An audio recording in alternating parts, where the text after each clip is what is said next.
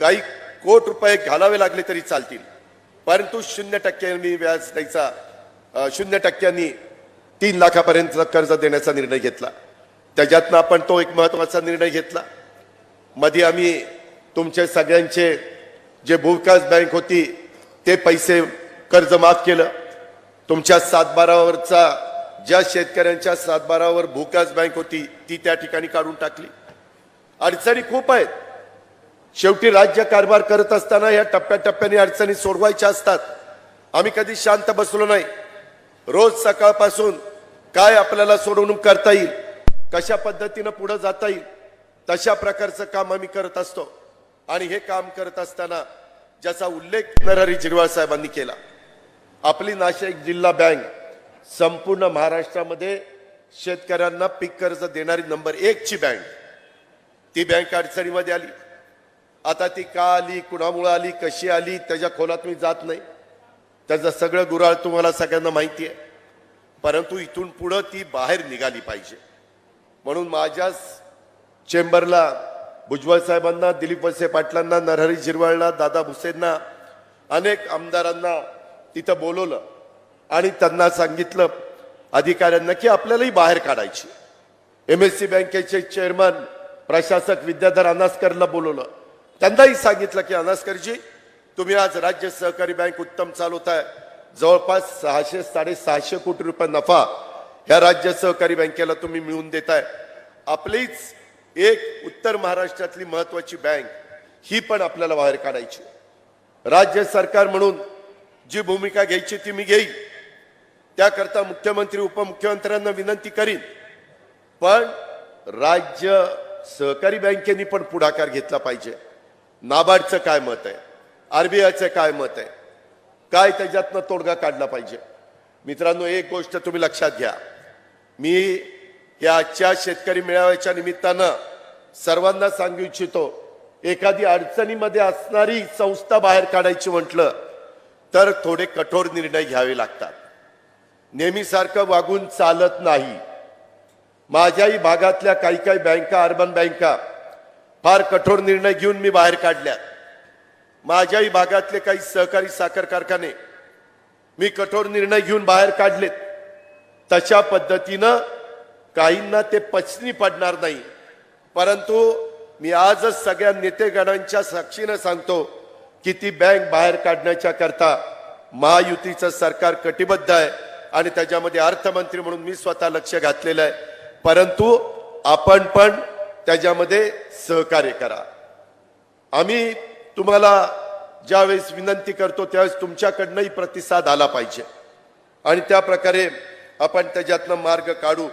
कारण सहकार खातं पण आता राष्ट्रवादी काँग्रेस पक्षाच्या दिलीप वळसे पाटील साहेबांच्याकडेच आहे. ते पण शरद सहकारी बँक उत्तम चालवतात. त्यांचा कारखाना भीमाशंकर उत्तम चालवतात. अशा पद्धतीने एक चांगली संस्था चालवणाऱ्या व्यक्तीच्या हातामध्ये आज आपण सहकार्याची सूत्र त्या ठिकाणी दिलेली आहेत आणि त्याच्यामुळं त्याच्यातून निश्चितपणे मार्ग काढला जाईल. आपण काही काळजी करू नका. परंतु कधी कधी दादा इथं वसुली जोरात सुरू झाली, दादा असं झालंय, दादा तसं झालंय. आत्ताही निवेदन आली, काही निवेदन दिली की दादा ज्यांनी काही गोष्टी केल्यात त्यांना पण काही समज तुम्ही दिली पाहिजे. ठीक आहे, ज्या त्या गोष्टी ज्या त्या ठिकाणी करण्याच्या बाबतीमध्ये आम्ही योग्य ती कार्यवाही करू. आपण काही काळजी त्याच्या संदर्भामध्ये करू नका. एवढीच विनंती आणि सूचना मी या बँकेच्या संदर्भामध्ये करतो. मित्रांनो, आज टोमॅटोचे भाव पूर्णपणे पडलेत. काही महिन्यापूर्वी टोमॅटोला एवढा भाव होता की टोमॅटोला अशा प्रकारचा भाव कधी आपण बघितलाच नव्हता. तेजी मंदी चालते. कांद्याची मध्ये अवस्था तशीच होती. मध्ये कांदा व्यापाऱ्यांनी घेणं बंद केलेलं होतं. मधल्या काळामध्ये कांदा उत्पादक शेतकरी, कांदा कुठं पिकतो? माझ्या नाशिकमध्ये पिकतो, माझ्या पुणे जिल्ह्यामध्ये पिकतो. ठराविक भागामध्ये कांदा मोठ्या प्रमाणावर पिकतो आणि त्याच्यातून कधी भाव मिळाले तर चांगले मिळतात, कधी एकदम कांदा रस्त्यावर फेकण्याची वेळ माझ्या शेतकऱ्यावर येते. आम्ही पण विरोधी पक्षामध्ये असताना कित्येकदा कांद्याच्या माळा करून सभागृहामध्ये गेलो आणि कांद्याला अधिकचा अनुदान द्या अशा प्रकारची मागणी त्या काळामध्ये केली. आणि 350 रुपये क्विंटलला ती अनुदान देण्याच्या बद्दलचा निर्णय आपण घेतला. अशा गोष्टी घडतात, परंतु मित्रांनो शेवटी डिमांड आणि सप्लाय हे फार महत्वाचं असतं.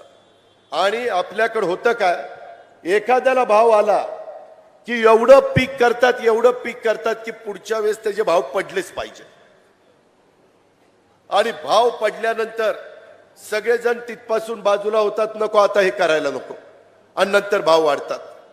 हे जे काही ग्राहक आणि उत्पादक ह्याचा जो ताळमेळ आहे, कांद्याच्या बद्दलचा निर्णय झाल्या पियुष गोयल साहेबांना आम्ही सह्याद्रीला बोलून घेतलं, त्यांच्याबरोबर बैठक घेतली. कृषी मंत्री होते, पणन मंत्री होते, आम्ही सगळेजण होतो.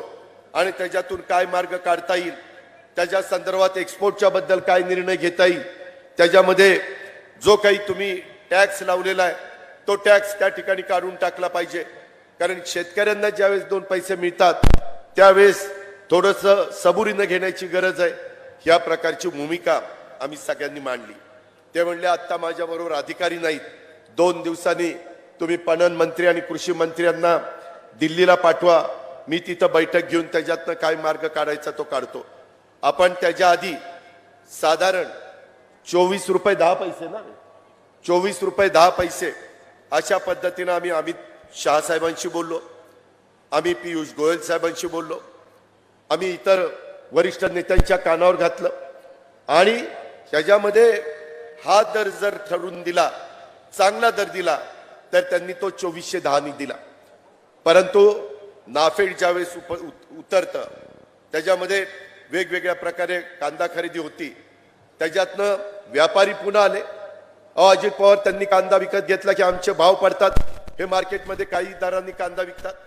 अशा या प्रत्येकाच्या व्यापाऱ्याचं दुखणं वेगळं आहे, माझ्या शेतकऱ्याचं वेगळं आहे, जो ग्राहक आहे त्याचं वेगळं आहे. आणि या सगळ्यांचा कुठंतरी एक कसं एकत्रपणे यांना आणता येईल, ह्याच्यात तिघांना एकत्र घेऊन समन्वय कसा साधता येईल, अशा पद्धतीचा समन्वय राज्यकर्ते म्हणून तिथं केंद्रामध्ये आणि राज्यामध्ये बसणाऱ्या राज्य सरकारमधल्या लोकांना आणि केंद्र सरकारमधल्या लोकांना करावा लागतो. आणि म्हणून मित्रांनो त्याच्यातनं आपण मार्ग काढला. आता साधारण 2000च्या पर्यंत भाव, 2200 2300 अशा पद्धतीचे भाव आहेत. मध्ये आम्ही व्यापाऱ्यांच्या बरोबर बोललो. मला आपल्याला एक सांगायचंय, त्या संदर्भामध्ये पावसाळा कसा आहे, पाऊस काळ कसा पडलाय, धरणात किती पाणी आहे, त्याच्यावर पण नैसर्गिक संकट काही आलंय का, या सगळ्यावर देखील भाव अवलंबून असतात. आणि टोमॅटोच्या संदर्भात अशा पद्धतीनं टोमॅटो रस्त्यावर फेकून प्रश्न त्या ठिकाणी सुटणार नाही. त्याच्यात काही प्रक्रिया करणारी काही गोष्टी करता येतील का, आणखीन काय मार्ग काढता येईल, त्या संदर्भामध्ये कुठं मार्केट आहे.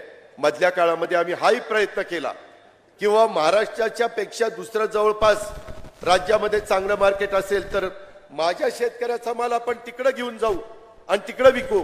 जसं मध्ये सांगितलं की हैदराबादला एक जण नेते आले आणि म्हणले हैदराबादला कांदा फार चांगले पैसे येतात, ज्याने त्यांनी इथनं ट्रक भरल्या आणि हैदराबादला घेऊन गेले, झालं तिथला भाव कमी आला.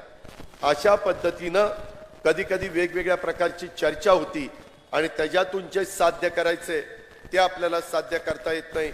परंतु मी या नाशिकच्या कळवणच्या सभेच्या निमित्तानं लोकांना सांगू इच्छितो, माझ्या शेतकऱ्यांनो आम्ही सगळेजण तुमच्या बरोबर आहोत, तुम्हाला कदापि वाऱ्यावर त्या ठिकाणी सोडणार नाही. जे जे राज्य सरकारला त्या बाबतीमध्ये निर्णय घ्यावे लागतील ते निर्णय एकनाथराव शिंदे आणि देवेंद्र फडणवीसांना आम्ही मिळून घेऊ. आणि जिथं केंद्रामध्ये नरेंद्र मोदी साहेब, अमित शाह साहेबांच्याकडं, पियुष गोयल साहेबांच्याकडे जाऊन तिथं पाठपुरावा करावा लागेल, तो देखील पाठपुरावा करण्याच्या करता आम्ही शेतकऱ्यांचे प्रतिनिधी कुठं कमी पडणार नाही, हा विश्वास देखील मी आपल्या सर्व सहकाऱ्यांना आजच्या सभेच्या निमित्तानं मी देऊ इच्छितो. मित्रांनो, आज कळवण विधानसभा मतदारसंघाच्या विकासासाठी अहोरात्र झटणारे विकास पुरुष स्वर्गीय A.T. पवार साहेब यांचा विकासाचा वारसा, मी त्यांना A.T. पवार साहेबांना अभिवादन करतो, त्यांना भावपूर्ण श्रद्धांजली अर्पण करतो. परंतु आपले दादाडीचे आमदार नितीन पवार यांचा आज वाढदिवस आहे, त्यांना आपल्या सर्वांच्या वतीनं मी वाढदिवसाच्या मनापासून शुभेच्छा देतो. आई सप्तशृंग माता त्यांना निरोगी दीर्घायुष्य देव ही देखील प्रार्थना मी सप्तशृंगी मातेला या निमित्तानं करतो. मी मागाशी सांगितलं की त्यांनी ती मागणी केली, ती मागणी मी त्या बाबतीमध्ये पूर्ण करतो. आज जवळपास 494 कोटी रुपयाचा विकास कामाचं भूमिपूजन आणि लोकार्पण इथं झालेलं आहे. नितीननी सांगितलं की 1100 कोटी रुपयाची कामं माझ्याकडे आतापर्यंत झाली आणि आता वर्षभर राहिलेलं आहे आणि त्याची अपेक्षा अजून 400 कोटी रुपयाची कामं माझ्या भागामध्ये द्यावी. मी आपल्याला जाहीरपणे सांगतो 1100 कोटीची कामं त्यांनी 4 वर्षात केली. 5 वर्षांनी ज्यावेळेस मी त्याला इथं मत मागायला येईल तुमच्या सगळ्यांच्याकडं, त्यावेळेस त्याच्या मतदारसंघात 1500 कोटी रुपयाची कामं झालेली असतील हा शब्द देखील अजित पवार अर्थमंत्री या नात्याने मी तुम्हाला देतो. शेवटी कामं झाली पाहिजेत. तिथले महत्वाचे प्रश्न म्हणजे आपला ओतूरच्या संदर्भातला प्रश्न. त्या बाबतीमध्ये आपल्याला सगळ्यांना माहिती आहे की पाठीमागच्या काळामध्ये जलसंपदा विभागाच्या बाबतीत कळवण तालुक्यातला ओतूरचा मुख्य धरणाच्या विशेष दुरुस्तीच्या कामाला निधीची तरतूदची होऊन सुप्रमा मिळण्याबाबत सुधारित प्रशासकीय मान्यता, त्याला सुप्रमा म्हणतात, ती एपीसी देते. एपीसीचे अध्यक्ष आहेत अर्थमंत्री म्हणजे अजित पवार. त्याच्याकडं मी मीटिंग लावायला सांगतो आणि त्यांना सुप्रमाला परवानगी द्यायला सांगतो. त्याच्यामुळे तुमचा ओतूरचाही प्रश्न त्या ठिकाणी निकाली निघेल. ह्याच्यामध्ये जी काही तुम्हाला मान्यता पाहिजे, सुप्रमासाठी वित्त आणि नियोजन विभागाची तुम्हाला मदत लागणार आहे, त्याच्या संदर्भामध्ये हा प्रश्न इथल्या राजकीय दृष्ट्या आणि सामाजिक दृष्ट्या देखील महत्वाचा प्रश्न. शेवटी तुम्ही आम्हा लोकांना आमदार करता कशा करता करताय? माझ्या तरुणींचे प्रश्न सुटावेत, आई बहिणींचे प्रश्न सुटावेत, वडीलधाऱ्यांचे प्रश्न सुटावेत, माझ्या शेतकऱ्यांचे प्रश्न सुटावेत, शेतमजुराचे सुटावेत, त्या करता करता मित्रांनो आज मी तुम्हाला सगळ्यांना सांगतो, कारण नसताना सध्या बदनामी चाललेली आहे. 1.5 लाख 1,50,000 एवढी नोकर भरती महाराष्ट्राच्या वेगवेगळ्या विभागामध्ये करण्याचा निर्णय महायुतीच्या सरकारने एकनाथराव शिंदे, देवेंद्रजी आणि आम्ही सगळ्यांनी मिळून घेतलेला आहे. त्याच्यामध्ये कॉन्ट्रॅक्ट करून लोकांची दिशाभूल करतायत, तरुणांची दिशाभूल करतायत. कॉन्ट्रॅक्टच्या संदर्भामध्ये मी आपल्याला सगळ्यांना काही उदाहरण देतो. कधी कधी तुमच्या प्राथमिक आरोग्य केंद्रामध्ये डॉक्टर रिटायर होतो, नर्सेस रिटायर होतात, तातडीनं शिक्षक भरती करावी लागते. भरती काही एका दिवसात होत नाही, त्यावेळेस 6 महिने वर्ष जातं. त्याकरता तात्पुरतं नवीन भरती येईपर्यंत कॉन्ट्रॅक्ट आपण करतो. कारण एखादा विषय शिकवणारा शिक्षकच रिटायर झाला तर मुलांना काय सांगायचंय? आता शिक्षक रिटायर झाला, नवीन शिक्षक आल्यावर तुम्हाला शिकवेल असं सांगून चालणार आहे? नाही चालणार. आणि त्याच्यामुळं पहिल्यांदा मी पण महाराष्ट्रामध्ये भुजबळ साहेब आम्ही अनेक वर्ष सरकारमध्ये मंत्री म्हणून, उपमुख्यमंत्री म्हणून काम करतोय. कधी 1.5 लाखाची भरती अशी झालेली नव्हती. ती आता तलाठी असतील, आमचे पोलीस असतील, आमचे शिक्षक असतील, आमचे आरोग्य विभाग असेल, आमचा कृषी विभाग असेल, आमचा जलसंपदा विभाग असेल, जलसंधारण विभाग असेल, अशा अनेक विभागामध्ये मिळून आपण आज 1.5 लाखाची भरती त्या ठिकाणी करतोय. मला आठवतंय मधल्या काळामध्ये इथं नरहरी झिरवाळ, आमचे नितीन पवार, हिरामण खोसकर या सगळ्या माझ्या आदिवासी भागाचं प्रतिनिधित्व करत असणाऱ्या सहकारी मित्रांनी मला सांगितलेलं होतं की अजित पवार तुम्ही आमचा हा प्रश्न निकाली काढा. आणि मी आपल्याला सगळ्यांना सांगू इच्छितो की त्या काळामध्ये जवळपास राज्यातल्या आदिवासी शासकीय आश्रमशाळेतले 1585 रोजंदारी आणि तासिका कर्मचाऱ्यांना नियमित करण्याचा निर्णय राज्य सरकारने घेतला. 1,500 लोक नरहरी झिरवाळ साहेब सतत माझ्या मागे लागले होते, माझे आमदार माझ्या मागे लागले होते. मित्रांनो हा निर्णय कर्मचाऱ्यांना नियमित करण्याचा घेतला हा महायुतीच्या सरकारने घेतला. आदिवासी समाजाच्या करता महत्वाची ठक्कर बाप्पा आदिवासी वस्ती सुधारणा योजना प्रभावी अंमलबजावणीच्यासाठी आम्ही मंत्रिमंडळ उपसमितीची स्थापना केली। मगाशी नितीननी बोलत असताना, आमच्या नरहरी झिरवाळ साहेबांनी बोलत असताना की बाबा आम्हाला किती टक्के पैसे मिळाले पाहिजे, आमचा समाज जर महाराष्ट्रामध्ये इतके टक्के असेल तर त्या प्रमाणात आम्हाला पैसे मिळाले पाहिजे। बरोबर आहे, आताच्या काळामध्ये थोडे पैसे त्या ठिकाणी कमी दिले गेले। माझ्याच उपस्थितीमध्ये बैठक झाली, त्याच्यामध्ये साधारण माझ्या लक्षात आलं 2.5 ते 3.5 हजार कोटी रुपये यांना जे अधिकचे द्यायला पाहिजे होते ते दिले गेलेले नाहीयेत। अजूनही नागपूरचं हिवाळी अधिवेशन आहे। मी ताबडतोब अधिकाऱ्यांना सांगितलं की मुख्यमंत्री आणि उपमुख्यमंत्र्यांशी बोलून आपण मार्ग काढू, नियमाने मार्ग काढायचा आहे। चूक ही सरकारकडनं झालेली आहे आणि त्याच्यातून हे 2.5 ते 3 हजार कोटी रुपये आपण 31 मार्चच्या आत महाराष्ट्रातल्या आदिवासी विभागाच्या करता देतोय।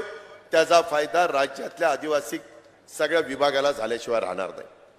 हा कसा होणार आहे?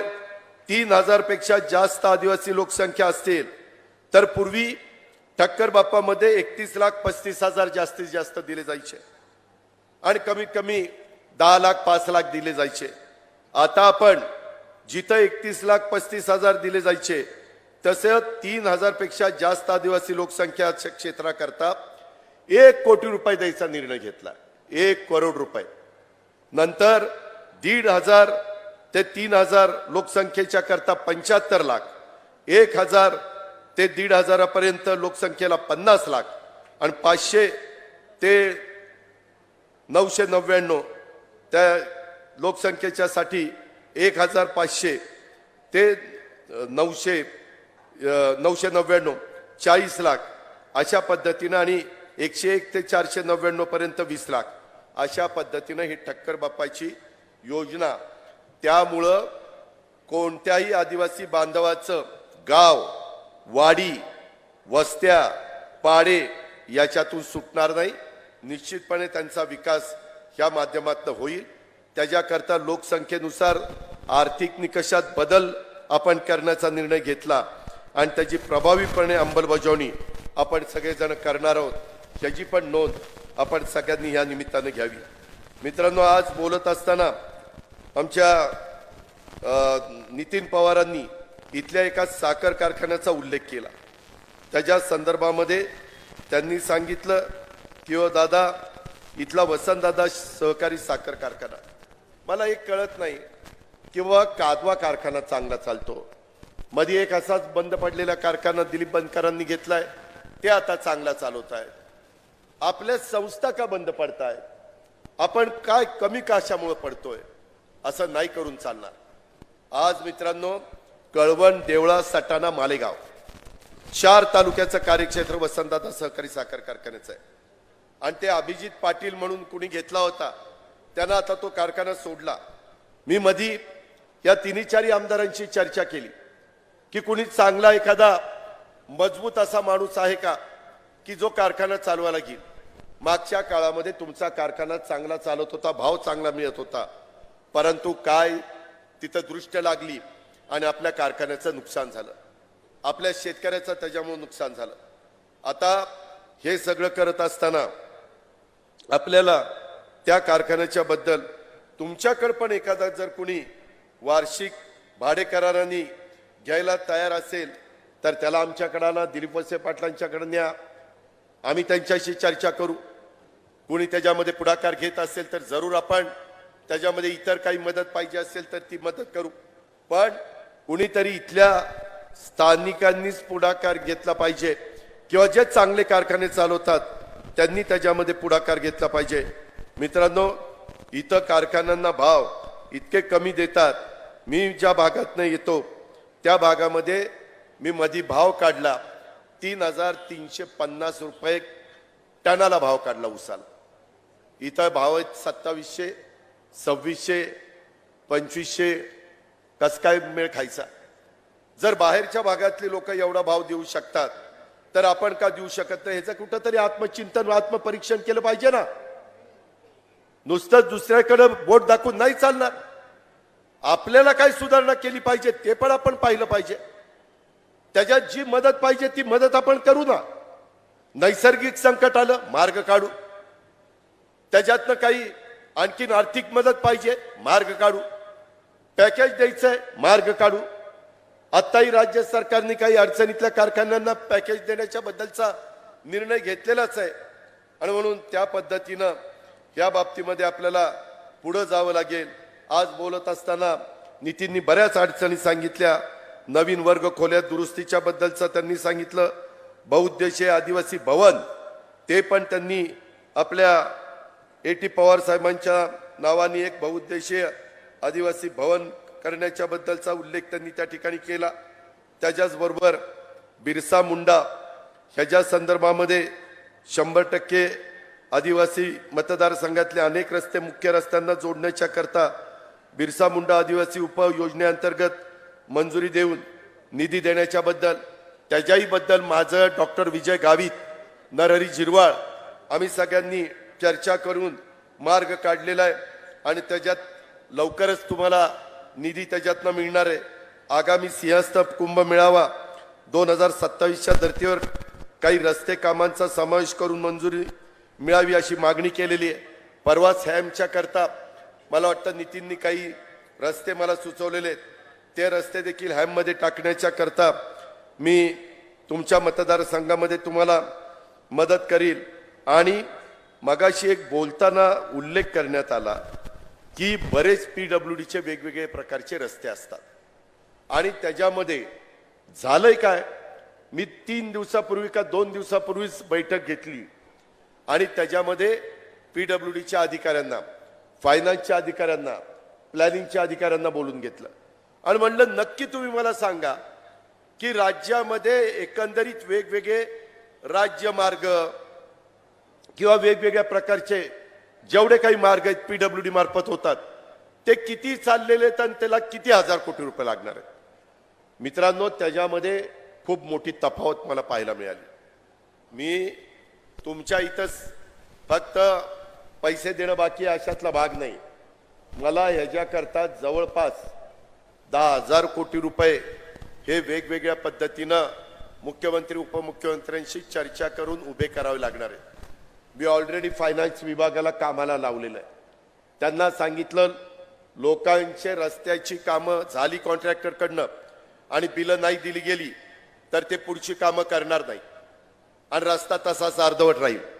आत्ताच येताना मला वाटतं इथला एक रस्ता असाच अर्धवट राहिला, तो कॉन्क्रीटचा रस्ता बरेच वर्ष चाललाय. हॅममधनं आहे ना, हॅममधनं आहे. त्याच्यात पण मी लक्ष घालीन. मी एवढंच सांगतोय की फक्त तो तुमचा प्रश्न नाही, चांद्यापासून बांद्यापर्यंतचा प्रश्न आहे आणि शेवटी सरकार चालवत असताना लोक आम्हाला नावं ठेवतील. मुख्यमंत्री आणि दोन्ही उपमुख्यमंत्री काय करताय? अलीकडच्या काळात कुठेही काही घडलं तरी विरोधक नुसतं राजकारण करायला लागले. मित्रांनो, अलीकडे मला पत्रकार मित्र विचारतात इथं असं असं चाललंय, तुमचं काय म्हणणं आहे? अरे म्हणलं तिकडे त्यांचं चाललंय, मला काय घेणं देणं. आज मला विकासाच्या शिवाय म्हणलं तुमच्याशी जास्त बोलायचंच नाही आणि त्यामुळं आपल्याला आपल्या भागाचा, आपल्या जिल्ह्याचा, आपल्या तालुक्याचा, आपल्या परिसराचा कायापालट करून घ्यायचा आहे. मगाशी बोलत असताना जे काही नितीननी सांगितलं की बाबा इथं अर्जुन सागर इथं 12 हेक्टर जमीन आहे, त्या 12 हेक्टर जमिनीच्या बाबतीमध्ये त्यांना एक नवीन काही गोष्ट करायची आहे. त्या संदर्भात नितीन मी मुंबईमध्ये मीटिंग लावीन, आपण एकत्र बसू आणि इथं पर्यटन विकसित करण्याच्या करता, आदिवासी नागरिकांना रोजगार निर्माण होण्याच्या करता, पर्यटन स्थळ विकसित करण्याच्या करता जे काही करावं लागेल ते करण्याच्या करता आपण मान्यता देऊ. कारण माझ्या एक गोष्ट इथं लक्षात आली, मी ज्यावेळेस इकडच्या भागामध्ये निघालेलो होतो त्यावेळेस माझ्या एक गोष्ट अशी लक्षात आली की साधारण आपल्या इथं शेजारी गुजरात राज्य आहे आणि गुजरात राज्यात पलीकडच्या बाजूला चांगल्या पद्धतीनं पर्यटनाच्या संदर्भामध्ये काम हे निश्चितपणे झालेलं आहे. तशा प्रकारे आपल्या सुरगणाच्या परिसरामध्ये जर झालं तर त्याचा फायदा हा माझ्या भागातल्या लोकांना निश्चित झाल्याशिवाय राहणार नाही आणि म्हणून ह्या सगळ्याचा विचार करून एक तर आपला सुरगाणा तालुका हा आकांक्षित तालुका आहे. त्याच्या आकांक्षित तालुक्याच्या ज्या ज्या काही गोष्टी असतील त्या सगळ्या गोष्टीचा फायदा आम्ही तुम्हाला करून देऊ.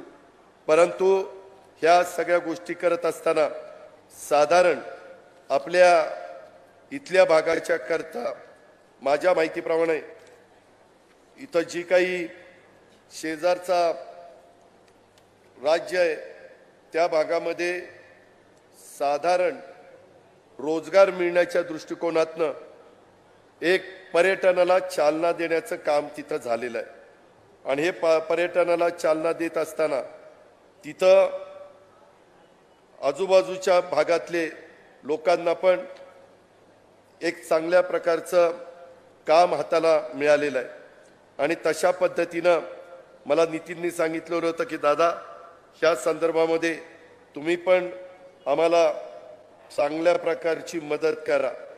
साधारण हे माझे कळवण आणि सुरगाणा हे दोन्ही तालुके नाशिक लगत असल्यामुळं दोन्ही तालुक्यामध्ये आदिवासी बिगर आदिवासी दोन्ही समाजाची लोक मोठ्या प्रमाणावर त्या ठिकाणी राहतात आणि यांचे प्रश्न सोडवण्याच्या करता आपल्याला कुठल्याही परिस्थितीमध्ये मार्ग त्या ठिकाणी काढावा लागणार आहे आणि हा मार्ग काढत असताना माझं तुम्हाला सगळ्यांना सांगणं हे की ह्याच्यातून साधारण आपल्या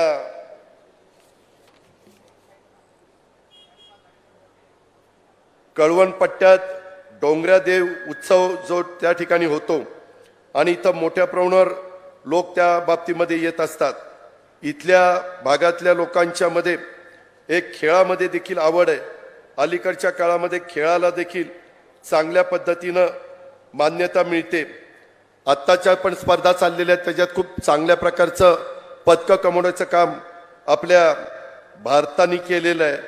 कळवण हा गुजरात राज्याच्या सीमेवरचा तालुका गुजरातनं या सीमेवर सापुतारा गाव पर्यटन क्षेत्र म्हणून चांगलं विकसित केलेलं आहे आणि या सापुतारा गाव विकसित करत असताना त्या तुलनेमध्ये आपल्या इथं 10% देखील सुविधा उपलब्ध झालेल्या नाहीयेत. मला नितीन तुला सांगायचं आहे जसं सापुताऱ्याच्या संदर्भामध्ये काही चांगल्या गोष्टी गुजरात सरकारने केलेल्या आहेत त्याच्यातल्या काय बाबी आपण देखील आपल्या सुरगाणाच्या परिसरामध्ये करू शकतो त्या संदर्भात तुम्ही मला जरा एक प्रपोजल दिलं तर आपण त्या बाबीची सुरुवात करूया. जसं आता माणिकराव कोकाटे इथं बसलेले आहेत. माणिकराव कोकाटेंनी मध्ये माझ्याकडनं एक मीटिंग लावून घेतली आणि ती मीटिंग लावून त्यांनी एक चांगल्या प्रकारचा तिथं पर्यटनाला चालना देण्याच्या दृष्टिकोनातनं एक प्रकल्प माझ्याकडनं मंजूर करून घेतलेला आहे. त्याच धर्तीवर आपण आपल्याही सुरगाणा आणि कळवणच्या भागामध्ये ती गोष्ट त्या ठिकाणी करू शकू ही पण खात्री मला ह्या सभेच्या निमित्तानं आपल्याला सगळ्यांना द्यायची आहे. तशाच पद्धतीनं आज मला तुम्हाला दुसऱ्या एक सैनिकी स्कूलच्या बद्दल एक आपल्या नितीन पवारांनी सांगितलं आणि जलसंपदा विभागाच्या संदर्भात जलसंधारण सोनगीर आदिवासी साठवण तलाव आदिवासी विभागाकडे आहे. सतखाम असे 4-5 त्यांनी साठवण तलाव सांगितलेले आहेत. त्याही बद्दल मध्ये मी मीटिंग घेतलेली होती आणि त्याच्यातली पण काही कामं आपण मित्रांनो मार्गी लावलेली आहेत. बसेसच्या बद्दल एक त्यांनी मागणी केलेली आहे. मधल्या काळामध्ये एसटीला पण चांगल्या प्रकारच्या बसेस देण्याच्या करता राज्य सरकारने महत्त्वाचा निर्णय घेतलाय. बऱ्याच आमदारांच्या मतदारसंघामध्ये चांगल्या नव्या कोऱ्या बसेस देण्याच्या बद्दल आम्ही त्या ठिकाणी पावलं उचलली पाठवल्या. पण मी आता पुढच्या टप्प्यामध्ये आता येणाऱ्या ज्या बसेस आहेत त्याच्यातल्या तुमच्या मतदारसंघामध्ये नवीन बसेस पाठवण्याच्या संदर्भातली कार्यवाही 100% करीन याबद्दलची पण ग्वाही मी आजच्या सभेच्या निमित्तानं आपल्या सर्व सहकारी मित्रांना करतो. आणि आजच्या ह्या एकंदरीत सभेच्या निमित्तानं अनेक प्रश्न आपल्या नितीननी इथं उपस्थित केलेले होते. त्या सगळ्या प्रश्नाच्या संदर्भामध्ये मी वरचेवर बैठका घेऊन मी असेल, भुजबळ साहेब असतील, नितीन झिरवाळ साहेब असतील, बाकीचे सगळे असतील, संघटनेच्या बाबतीमध्ये सुनील तटकरे साहेब आपल्याला मदत करतील, आम्ही त्याच्यामध्ये लक्ष घालू. परंतु बाकीच्या बाबतीमध्ये मदत करत असताना माझी तुम्हाला सगळ्यांना मी ग्वाही देतो की तुम्ही कुठल्याही प्रकारचा कोणताही मनामध्ये विचार आणू नका. एका नवीन विचाराने आम्ही सगळेजण पुढे चाललोय. देशामध्ये नरेंद्र मोदी साहेबांचं एक मजबूत नेतृत्व भारताचे पंतप्रधान म्हणून मिळालेले आपल्याला आहेत. आज त्यांनी महिलांना खासदारकी करता, आमदारकी करता आरक्षण दिलेलं आहे. इथून पुढच्या काळामध्ये खासदार आणि आमदार देखील महिला मोठ्या प्रमाणावर निवडून देण्याचं काम केलं जाणार आहे. आणि अशा पद्धतीचा हा प्रयत्न करत असताना आपल्याला आपल्या राज्यामध्ये शाहू फुले आंबेडकरांचा विचार हाच पुढे घेऊन गेल्याशिवाय गत्यंतर नाही. युगपुरुष छत्रपती शिवाजी महाराजांचा आदर्श डोळ्यासमोर ठेवून आम्ही सगळेजण काम करू पाहतोय. आणि हे काम करत असताना कुठल्याही जातीमध्ये धर्मामध्ये तेढ आपल्याला निर्माण करायची नाही.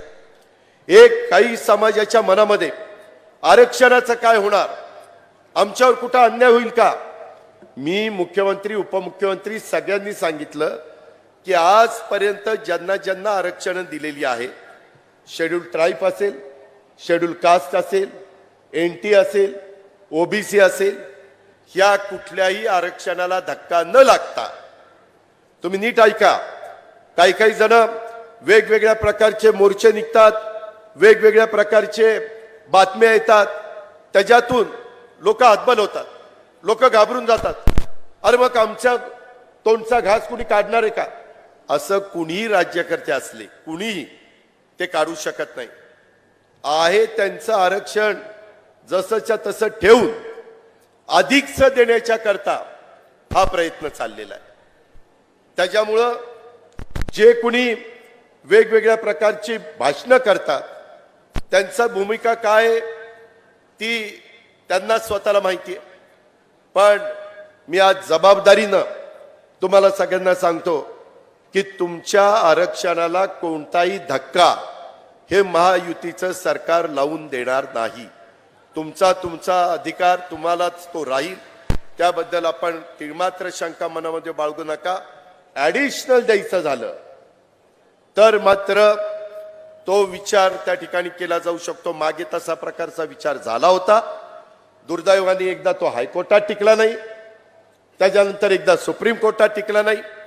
वेगवेगळे समाज आपापल्या वर्गाच्या करता आरक्षण मागतात. संविधानाने तो अधिकार त्यांना दिलेला आहे. कायद्यानी, घटनेनी प्रत्येकाला आपली मागणी मांडण्याचा अधिकार दिलेला आहे.